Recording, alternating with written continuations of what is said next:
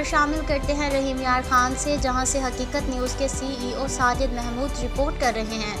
رحیم یار خان تھانہ be division میں متعینہ کانسٹیبل سے پسٹل کی صفائی کے دوران حادثاتی طور پر فائر ہو جانے کا معاملہ۔ DPO اختر فاروق کا واقعے کا نوٹس اطلاع ملتے ہی خود موقع پر پہنچ گئے۔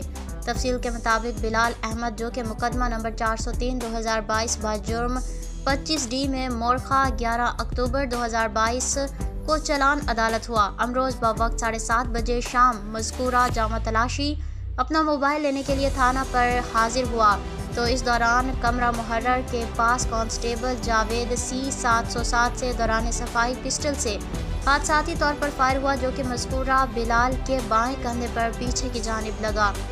زخمی کو SHO بی ڈویژن نے فوری علاج معالجے کے لیے ہسپتال منتقل کر دیا، جو کہ زخموں کی تاب نہ لاتے ہوئے دم توڑ گیا۔ واقعے کی اطلاع ملتے ہی DPO اختر فاروق خود موقع پر پہنچ گئے۔ واقعے کا نوٹس لیتے ہوئے غفلت، لاپرواہی اور غیر ذمہ داری کا مظاہرہ کرنے پر محرر تھانہ مقدمے کے تفتیشی آفیسر اور تھانہ کے سنتری کو معطل کر دیا، جبکہ کانسٹیبل جاوید کے خلاف کارروائی عمل میں لاتے ہوئے گرفتاری کے لیے ٹیمیں تشکیل دے دی گئیں، جو کہ کانسٹیبل کی گرفتاری کے لیے چھاپہ مار کارروائی جاری رکھے ہوئے ہیں۔ تمام معاملے کی انکوائری کے لیے SP انویسٹیگیشن کیپٹن ریٹائرڈ دوست محمد انکوائری آفیسر مقرر تمام معاملے کے ہر پہلو پر تحقیقات کرتے ہوئے مزید انضباطی کارروائی عمل میں لائی جائے گی۔